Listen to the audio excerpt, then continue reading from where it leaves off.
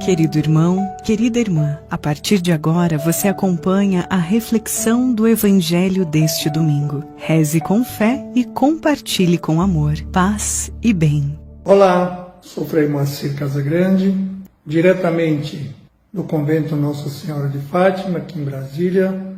Venho fazer a reflexão. Minha irmã, nesse 14º domingo do tempo comum, nós celebramos a dimensão missionária da vida cristã.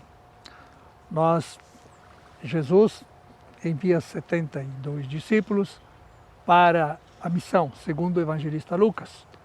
E ele diz lá aos discípulos, em qualquer casa que vocês entrarem, digam primeiro, a paz esteja nessa casa.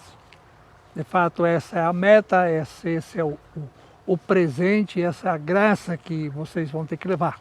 É a paz de Cristo, não é qualquer paz. É a paz da serenidade, a paz do conforto, a paz da certeza de uma vida em plenitude, que está sendo oferecida agora por meio do Evangelho do nosso Senhor Jesus Cristo.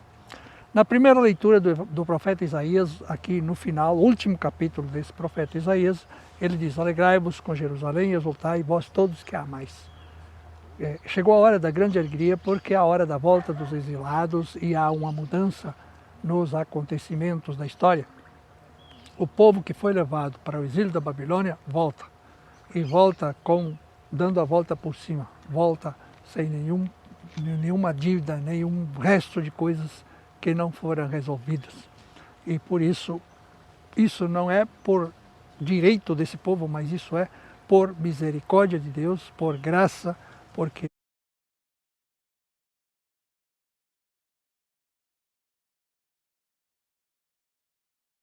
Ele é bom e porque Ele, depois de ter levado a experiência da dor e do sofrimento, mostra que aqueles que perseveraram na dor e no sofrimento podem chegar à alegria de uma plenitude.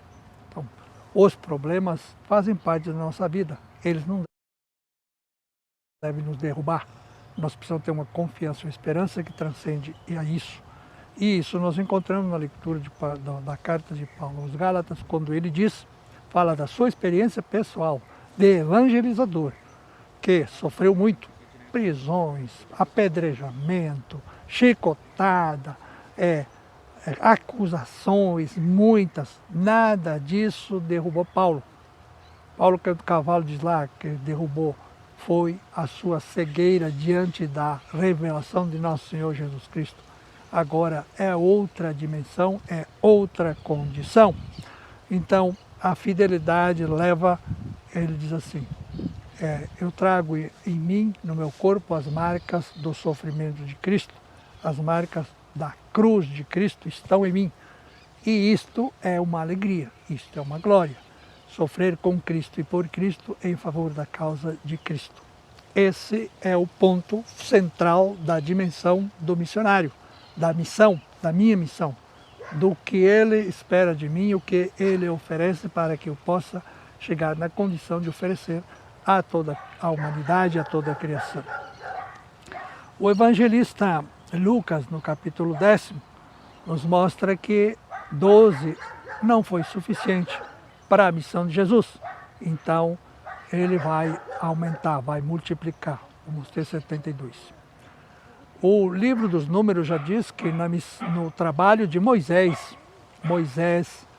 teve muita dificuldade em poder atender o povo em suas necessidades. Era uma multidão de gente buscando o conselho de Moisés e era Moisés que não tinha tempo para nada, só para estar respondendo aos conselhos buscados. O sogro de Moisés disse a Moisés que ele não devia fazer assim porque assim era ruim para todo mundo, para o povo e para ele.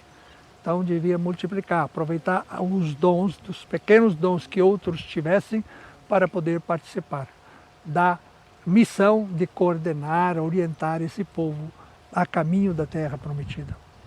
E depois Moisés orou a Deus, Deus lhe disse, reparte, escolhe aí 70 anciãos para que eles possam então fazer essa missão. E nós temos então lá o texto dessa missão, que diz que inclusive 2 dos que foram escolhidos não estavam juntos, estavam nas suas tendas e receberam o Espírito e começaram a profetizar fora do lugar que tinha sido combinado. E Moisés disse, não tem problema não, Se todo mundo profetizasse, melhor seria ainda. Então, todo um povo profético, profetizador. Se todo o mundo evangelizasse, seria muito bom. Nós não temos que achar que evangelizar é um privilégio meu, porque eu recebi o dom, você não recebeu.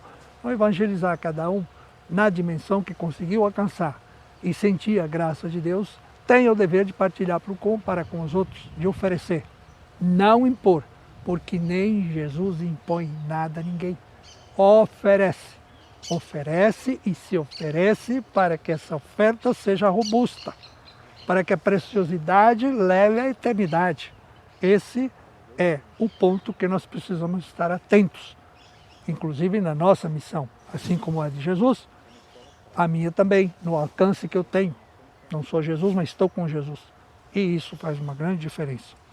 Então, ele diz que a primeira coisa que vocês vão lá é dizer: a paz esteja nessa casa.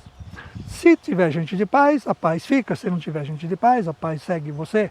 Você nunca vai ter prejuízo em oferecer as coisas boas. Você sempre vai ter lucro. Por quê?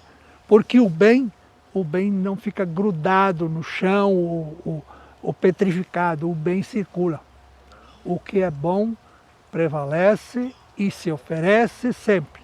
O que é ruim, que atrapalha, isso também pode acontecer daquelas pessoas que pensam que elas são donas do bem e não acreditam ou não aceitam que ele circule.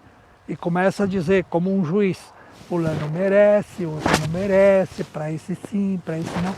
Isso não compete a mim, não compete a você, não compete a nós, isso compete ao único juiz que tem condições de um julgamento misericordioso, um julgamento perfeito, que na verdade é misericordioso. É sempre em vista da salvação, nunca da condenação. Condenação tem que ser muita teimosia e muita rejeição para poder chegar lá e olha, não é vontade de Jesus, nem vontade do missionário que é de Jesus. Nós não somos chamados para condenar ninguém. Nesse poder está fora da nossa cogitação. Nós somos chamados para oferecer a graça, o perdão, a conversão, a reconciliação. Esse é o nosso pedido, o nosso caminho a ser feito. Jesus diz lá no capítulo 10 de Lucas: não fiquem passando de casa em casa. Não está dizendo que não é para visitar as casas, está dizendo que não é para se hospedar em todas as casas.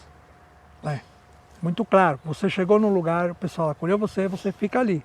Ali é a sua casa para até o tempo que você estiver evangelizando aquela região. Depois você vai para outra casa. Por quê? Porque o missionário, ele, à medida que ele é aceito, ele não é mais hóspede, ele é membro. Ele é membro da comunidade, tem corresponsabilidade com aquela família, faz parte dela, foi acolhido por ela, passa a ter uma pertença e oferece a pertença. Oferece a pertença do Evangelho, pertença da salvação. E é acolhido na pertença daquele lugar, daquela casa que o acolhe e que o aceita como mais um irmão. Aí continua o nosso texto, também dizendo assim, que aquele que não recebe, se sacode a poeira da sandália e segue em frente. Sacode a poeira significa dizer, deixar claro para as pessoas que elas tiveram uma oportunidade, uma chance fantástica, mas que elas rejeitaram a chance, a oportunidade. Então, se rejeitaram, não venha reclamar que não teve oportunidade. Tome conhecimento de que você não acolheu a oportunidade. E esse é o ritual para que a pessoa entenda. Eu não estou excomungando as pessoas. Eu estou deixando elas cientes de que tiveram uma chance de ouro e não quiseram acolher. Então, Deus já se apresentou, o Evangelho já foi pregado, e agora cabe a você, compete a você, acolher ou não, aceitar ou não, e daqui a consequência vai ser a salvação ou não também. Então, depois os discípulos que foram fazer uma pregação, que chegaram muito felizes com essa pregação, que deu tudo certo, Então Jesus diz assim: vocês não se alegrem porque os demônios se submetem. Alegrem-se porque o reino de Deus está entre vós, já chegou, e isso é o que importa. E vocês tem que ter a alegria de oferecer essa graça da vida eterna. As outras coisas são secundárias. Alegre-se porque vocês foram chamados a trabalhar e estão trabalhando. Alegre-se porque vocês receberam a graça da misericórdia e estão oferecendo. E isso é o mais importante. Meu irmão, minha irmã, paz e bem, que Deus seja louvado sempre. Você acabou de ouvir mais um programa da Capcast, Central de Podcasts dos Capuchinhos do Brasil. Paz e bem.